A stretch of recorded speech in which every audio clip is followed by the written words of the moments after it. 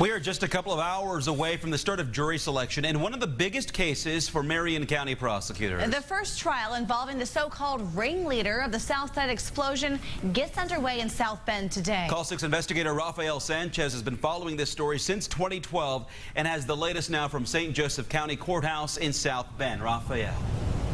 Mark and Beth, good morning here from South Bend. It has been 32 months, nearly 3 years, since a Southside explosion there in the Richmond Hill subdivision.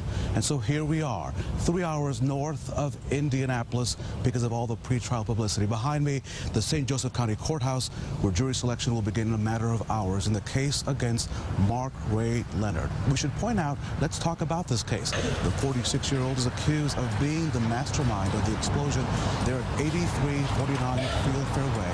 He's accused of leading the explosion of his girlfriend's home, and all in an effort to collect insurance money. And that blast killed neighbors Dion and Jennifer Longworth and also terrorized an entire neighborhood in which some people have been unable to return, though some have come back and rebuilt.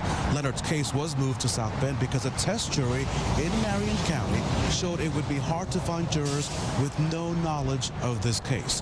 We asked former Marion County prosecutor Carl Brizzi who he thought would be a perfect juror. You want somebody who's going to be fair, somebody who has the ability to listen to the evidence. This is going to be a long trial, 6 weeks, maybe 100+ witnesses. That's a long time to be sitting down and listening, critically listening, and not tuning out or falling asleep to the evidence. So you want somebody who's able to do that. You also want somebody who has an intellect where they won't necessarily chase rabbits, right? Because sometimes... Back live here in South Bend, just to give you some insight and preparation for this case, this here is my reporter's notebook, the files that I used for the last couple of days to prepare for this case.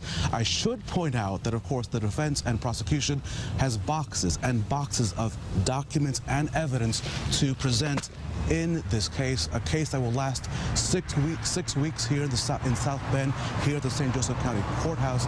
Of course, they will call a potential 280 jurors to this place. The hope, though, is to have them seated by Friday because the state is ready to put on its case by Monday at 1 o'clock. Another note should point out that, of course, this case was moved here 3 hours away because of all the pretrial publicity.